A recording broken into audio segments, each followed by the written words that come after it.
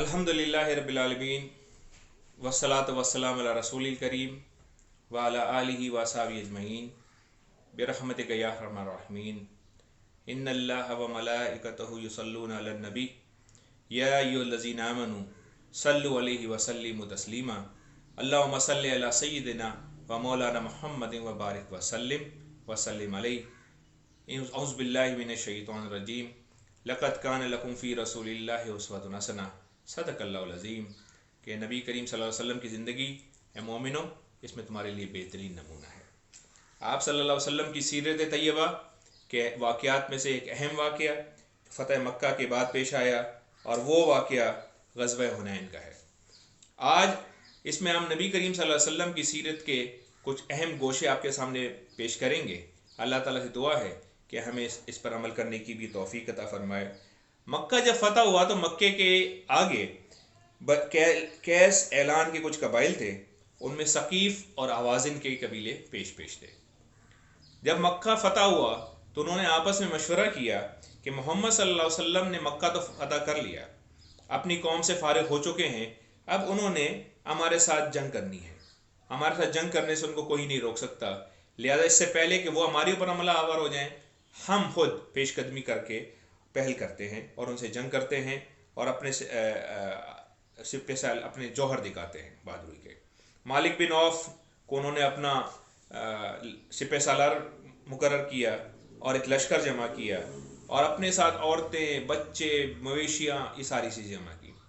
नबी करीम सल्लल्लाहु अलैहि वसल्लम गाफिल ना थे। आप सल्लल्लाहु अलैहि वसल्लम एक बेदार मगज़ कायद हैं। आप सल्लल्लाहु अलैहि वसल्लम जहाँ भी रहते हैं उसके इर्द गिर्द के माहौल से लोगों अपने मुखालिफिन, अपने दुश्मनों की सरगर्मियों से हम आगाह रहते हैं।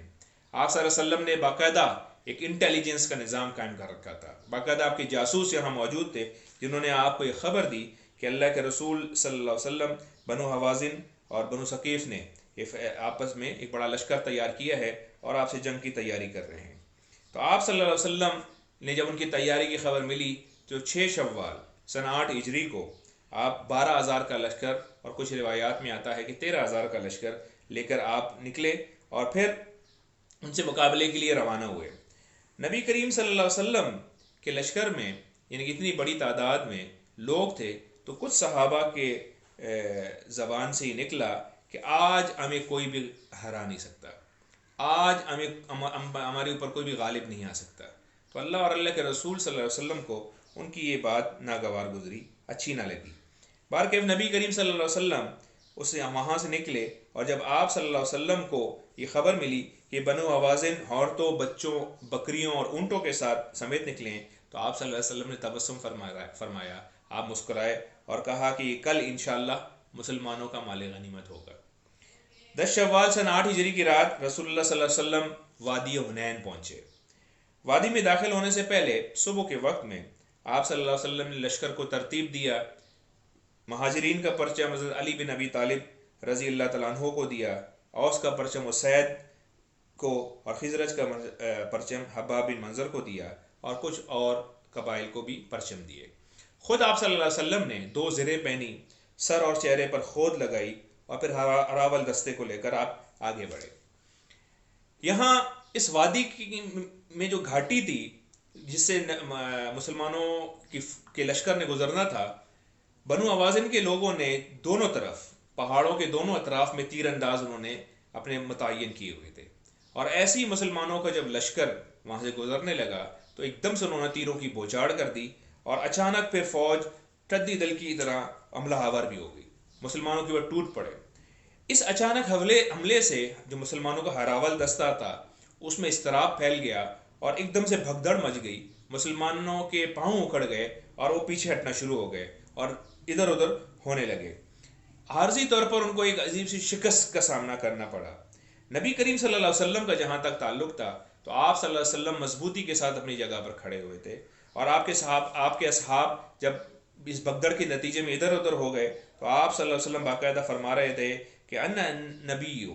ला कज़िब अना इब्ने अबी तालिब अब्दुल मुत्तलिब, मैं नबी हूँ, झूठा नहीं, मैं अब्दुल मुत्तलिब का बेटा हूँ। और आप सल्लल्लाहु अलैहि वसल्लम ने हज़रत अब्बास रज़ी अल्लाह तआला अन्हु को कहा कि इनको अपने लोगों को आवाज़ दो, اپنے بلند آواز میں پھر انہوں نے لوگوں کو پکارا کہ اے درخت والو، یعنی کہ بیعت رضوان کے نیچے اللہ کے رسول صلی اللہ علیہ وسلم کے ساتھ بیعت کرنے والے کہاں پر ہو؟ عباس رضی اللہ تعالیٰ عنہ کی آواز سن کر صحابہ جو ادھر ادھر بکھر گئے تھے فوری طور پر واپس آئے اور آپ صلی اللہ علیہ وسلم کے قریب آنا شروع ہو گئے، اور تقریباً 100 کے قریب آپ کے قریب جمع ہو گئے۔ لڑائی شروع ہوئی، ایسے ہی میں انصار کو پکار شروع ہوئی، انصار کے فوجی لشکر دوبارہ سے آنا شروع ہو گئے، اور پھر آپ کے ارد گرد ایک اچھی خاصی فوج جمع ہو گئی، مسلمانوں کے دوبارہ قدم جم گئے، اللہ کے رسول صلی اللہ علیہ وسلم نے ان کو دوبارہ اسمبل کیا، اور پھر اللہ تعالیٰ نے اپنے رسول صلی اللہ علیہ وسلم اور مومنین پر باقاعدہ سکینت نازل کی، اور دیکھے یعنی فرشتوں کے لشکر کے ذریعے اللہ تعالیٰ نے ان کی مدد کی۔ چنانچہ مسلمانوں نے پلٹ کر حملہ کیا اور پھر ایک دھواں دار جنگ شروع ہو گئی۔ اس موقع پہ آپ صلی اللہ علیہ وسلم نے ایک مٹھی مٹی لے کر قوم کے چہرے پر ماری اور فرمایا کہ ان کے چہرے بگڑ جائیں۔ اس سے ان کے تلواروں کی دھار کند ہو گئی، ان کی آنکھیں بھر گئیں، ان کے حوصلے ٹوٹ گئے، اور اللہ تعالیٰ کی طرف سے ان کو شکست ہوئی۔ پھر مسلمانوں نے بہت سارے فوجیوں کو گرفتار کیا، پکڑ لیا، اور اس دن بھی حضرت خالد بن ولید رضی اللہ تعالیٰ عنہ کی بھی بہت سارے زخم آئے۔ البتہ اس فتح کے بعد ایک بڑی تعداد میں مشرکین بھی اسلام لے کر آ گئے۔ مشرکین اس مسلمانوں کے اس حملے کے نتیجے میں دوبارہ جمنے کے نتیجے میں بھاگ گئے، اور مختلف گروہ مختلف بھاگے۔ ایک گروہ ان کا طائف کی طرف بھاگ گیا، دوسرا گروہ نخلا کا رخ کیا، اور تیسرے گروہ نے اوتاس میں مورچہ بندی کی۔ نبی کریم صلی اللہ علیہ وسلم نے اوتاس کے مقام پر اپنا ایک لشکر بھیجا، اور انہوں نے ان کو وہاں سے مزید بھگا دیا، اور ان کے مال غنیمت پر، ان کے بھیڑ بکریوں پر، ان سب چیزوں کے اوپر قبضہ کر لیا، اور ان کو نبی کریم صلی اللہ علیہ وسلم کے پاس جمع کروا دیا۔ اب اندازہ کریں کتنا بڑا مال غنیمت جمع ہوا۔ 24,000 اونٹ تھے، 40,000 بکریاں تھیں، 4,000 اوقیہ یعنی کہ 1,60,000 درہم چاندی، اور عورتیں اور بچے تقریباً 6,000 کی تعداد میں۔ ان سب کو جہرانہ میں جمع کر کے نبی کریم صلی اللہ علیہ وسلم نے حضرت مسعود بن عمر غفاری کو ان کا نگران مقرر کیا۔ اس کے بعد آپ صلی اللہ علیہ وسلم نے طائف کا رخ کیا اور وہاں طائف کے قلعے کا محاصرہ کیا، اور روایات میں آتا ہے 20 دن، اور کچھ روایات میں آتا ہے تقریباً 1 مہینہ آپ نے اس قلعے کا محاصرہ کیا، لیکن انہوں نے اپنے قلعے کے اندر مورچہ بند ہو کر اپنے کھانے پینے کے سامان جمع کر رکھے تھے۔ اس بنا پر نبی کریم صلی اللہ علیہ وسلم نے ان کا محاصرہ پھر چھوڑ دیا۔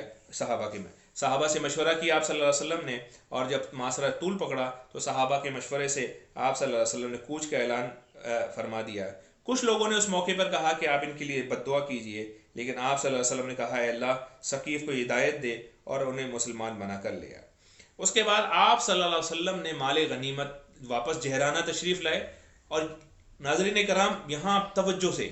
سنیے کہ ایک اہم واقعہ جو میں آپ کو بتانے جا رہا ہوں کہ کس طریقے سے آپ صلی اللہ علیہ وسلم نے ایک قائد کی حیثیت سے، ایک رہنما کی حیثیت سے، ایک اپنے صحابہ کے ساتھ محبت اور شفقت والا معاملہ کس طریقے سے کیا۔ اب سنیے، نبی کریم صلی اللہ علیہ وسلم جب جہرانہ تشریف لائے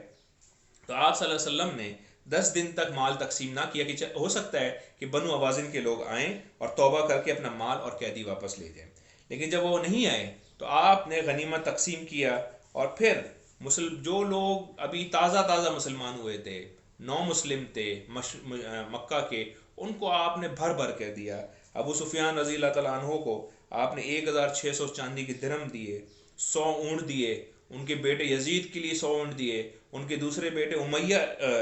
معاویہ کے لیے 100 اونٹ دیے، اور پھر اس کے بعد صفوان بن امیہ کو 100 اونٹ دیے، پھر اس کو 100 اونٹ دیے، پھر 100 اونٹ دیے، 300 اونٹ دیے، اور ہر ایک کو جتنے بھی اور آئے ہوئے تھے، حکیم بن حزام، اقرا بن عابس، حارث بن ہشام، جبیر بن مطعم، سہیل بن عمر، یہ قریش کے بڑے بڑے سردار تھے اور جو اس وقت مسلمان ہوئے تھے، اور آپ صلی اللہ علیہ وسلم ان کو 50 100 اونٹ ان کو تقسیم کر رہے تھے۔ اور آپ کے بارے میں لوگوں کے اندر یہ مشہور ہو گیا، آپ دیکھیے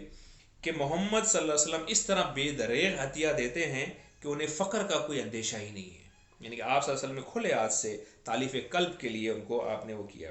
اسی طریقے سے آپ صلی اللہ علیہ وسلم نے سارا مال ان کے اندر تقسیم کر دیا۔ یہاں ناظرین کرام ایک اور واقعہ جس کا ذکر کرنا بہت ضروری ہے، اور یہ ہمیں بتاتا ہے کہ ایک قائد کس طریقے سے اپنے پیچھے چلنے والوں کی نفسیات کے مطابق ان سے معاملہ کرتا ہے۔ یہ تقسیم جب آپ کر رہے تھے تو انصار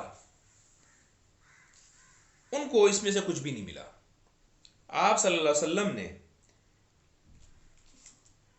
انصار کو مال غنیمت میں سے کچھ بھی نہ دیا، اور انصار کے دلوں میں اندر یہ خیال آیا کہ اس طرح کی جنگ تھی کہ جو اس میں ہمیں شکست ہو سکتی تھی، لیکن اللہ تعالیٰ کی مدد سے اور ہماری تلواروں سے یہ شکست فتح میں تبدیل ہو گئی۔ لیکن اب وہ دیکھ رہے تھے کہ وہ لوگ جو تھے ان سب کو مل رہا ہے، بھاگنے والوں میں سے بھی کچھ لوگ تھے، لیکن ہم محروم رہ گئے۔ نبی کریم صلی اللہ علیہ وسلم کو جب اس کی خبر ملی تو آپ صلی اللہ علیہ وسلم نے انصار میں سے جو ان کے سردار تھے حضرت سعد بن عبادہ رضی اللہ تعالیٰ عنہ، ناظرین یہ بڑا اہم واقعہ ہے، انہوں نے ان سے نبی کریم صلی اللہ علیہ وسلم نے پوچھا کہ میں کیا سن رہا ہوں، تو انہوں نے کہا کہ یا رسول اللہ، آپ نے حاصل شدہ مالف ہے، یعنی غنیمت میں سے جو کچھ کیا ہے، انصار اس کے بارے میں پریشان ہیں، آپ نے اسے اپنی قوم میں تقسیم فرمایا، قبائل عرب کو بڑے بڑے عطیے دیے، لیکن انصار کو کچھ نہ دیا۔ تو نبی کریم صلی اللہ علیہ وسلم نے ان سے پوچھا کہ سعد تمہارا کیا خیال ہے؟ انہوں نے کہا اللہ کے رسول، میں بھی تو اپنی قوم ہی کا ایک آدمی ہوں۔ تو آپ صلی اللہ علیہ وسلم نے کہا کہ ٹھیک ہے، پھر تمام انصار کو جمع کرو ایک جگہ پہ۔ یہ خیمے میں ایک جگہ پہ چولداری میں جمع کیا گیا، تمام جمع ہو گئے وہاں پہ، اور پھر نبی کریم صلی اللہ علیہ وسلم نے اللہ کی حمد و ثنا بیان کی۔ یہاں میں آپ کی توجہ چاہوں گا، بڑی اہم بات ہے۔ نبی کریم صلی اللہ علیہ وسلم نے جو الفاظ ادا کیے، آپ دیکھیں کہ کس طریقے سے اس معاملے کو آپ صلی اللہ علیہ وسلم نے ڈیل کیا، کہ وہ لوگ جو آپ کے ساتھ لڑے ان کو مال غنیمت میں حصہ نہیں ملا۔ آپ صلی اللہ علیہ وسلم کہہ سکتے تھے کہ بھائی I am the commander in chief, میں سپہ سالار ہوں، میں چاہوں تو سب کو دوں، نہ چاہوں تو کسی کو بھی کچھ نہ دوں، لیکن آپ صلی اللہ علیہ وسلم نے اس معاملے کو دوسرے طریقے سے ہینڈل کیا۔ آپ صلی اللہ علیہ وسلم نے اللہ کی حمد و ثنا بیان کی اور کہا انصار کے لوگوں، تمہاری یہ کیا چہ میں گوئی ہے جو میرے علم میں آئی ہے، اور یہ کیا ناراضگی ہے جو جی میں تم نے محسوس کی ہے، کہ ایسا نہیں ہے کہ میں تمہارے پاس اس حالت میں آیا کہ تم گمراہ تھے، اللہ نے تمہیں ہدایت دی، تم محتاج تھے، اللہ نے تمہیں غنی کر دیا، تم باہم دشمن تھے، اللہ نے تمہارے دل جوڑ دیے۔ لوگوں نے کہا کیوں نہیں، اللہ اور اس کے رسول کا بڑا فضل کرم ہے۔ اس کے بعد آپ صلی اللہ علیہ وسلم نے دوسرے انداز میں ان سے پوچھنا شروع کیا کہ انصار کے لوگوں مجھے جواب کیوں نہیں دیتے ہو؟ انصار نے کہا یا رسول اللہ، بھلا ہم آپ کو کیا جواب دیں، اللہ اور اس کے رسول کا فضل اور کرم ہے۔ آپ نے کہا دیکھو خدا کی قسم، اگر تم چاہو تو کہہ سکتے ہو، اللہ کے رسول صلی اللہ علیہ وسلم نے ان سے کہا، اور سچ ہی کہو گے اور تمہاری بات سچ ہی مانی جائے گی۔ تم لوگ کہہ سکتے ہو کہ اے محمد صلی اللہ علیہ وسلم، آپ ہمارے پاس اس حالت میں آئے کہ آپ کو جھٹلایا گیا تھا، ہم نے آپ کی تصدیق کی، آپ کو بے یار و مددگار چھوڑا گیا تھا، ہم نے آپ کی مدد کی، آپ کو دھتکار دیا گیا تھا، ہم نے آپ کو ٹھکانہ دیا، آپ محتاج تھے، ہم نے آپ کی غمخواری اور غمگساری کی۔ اے انصار کے لوگوں، اگر تم چاہو یہ کہنا تو کہہ سکتے ہو۔ تو اے انصار کے لوگوں، اب دیکھیے نبی کریم صلی اللہ علیہ وسلم نے کس طریقے سے اپنی محبت کا اظہار کر رہے ہیں۔ اے انصار کے لوگوں، تم اپنی جی میں دنیا کی اس عارضی دولت کے لیے ناراض ہو گئے ہو، جس کے ذریعے میں نے لوگوں کا دل جوڑا تھا کہ وہ مسلمان ہو جائیں، اور تم کو تمہارے اسلام کے حوالے کر دیا تھا۔ اے انصار، آپ الفاظ پہ غور کیجئے، اے انصار، کیا تم اس پہ راضی نہیں ہو کہ لوگ اونٹ، بکریاں اور باقی مال اسباب لے کر جائیں اور تم رسول اللہ کو لے کر چلے جاؤ؟ سبحان اللہ، یہ وبحمدی سبحان اللہ العظیم۔ تم نبی کریم صلی اللہ علیہ وسلم کو، محمد کو لے کر اپنے ڈیروں پر واپس چلے جاؤ۔ اس ذات کی قسم جس کے ہاتھ میں محمد کی جان ہے، اگر ہجرت نہ ہوتی تو میں بھی انصار ہی کا ایک فرد ہوتا۔ اگر سارے لوگ ایک راہ چلیں اور انصار دوسری راہ چلیں تو میں بھی انصار ہی کی راہ پر چلوں گا۔ اے اللہ، رحم فرما انصار پر، ان کے بیٹوں پر اور ان کے بیٹوں کے بیٹوں پر، یعنی ان کو پوتوں پر۔ رسول اللہ صلی اللہ علیہ وسلم کا یہ خطاب سن کر لوگ اس قدر روئے کہ ان کی داڑیاں تر ہو گئیں اور کہنے لگے کہ ہم راضی ہیں کہ ہمارے حصے اور نصیب میں رسول اللہ صلی اللہ علیہ وسلم آئے۔ اس کے بعد رسول اللہ صلی اللہ علیہ وسلم واپس ہو گئے اور لوگ بکھر گئے۔ تو ناظرین کرام آپ دیکھیے کہ محمد صلی اللہ علیہ وسلم، ہمارے ماں باپ ان کے اوپر قربان، کہ آپ صلی اللہ علیہ وسلم نے کس طریقے سے اپنی محبت کا اظہار کیا انصار کے ساتھ، کس طریقے سے آپ نے ایک بڑی مسئلے کو، ان کی نفسیات کو سمجھتے ہوئے کس طریقے سے ایک قائدانہ کردار ادا کیا۔ اللہ تعالیٰ سے دعا ہے کہ ہمیں بھی اس پر عمل کرنے کی توفیق عطا فرمائے۔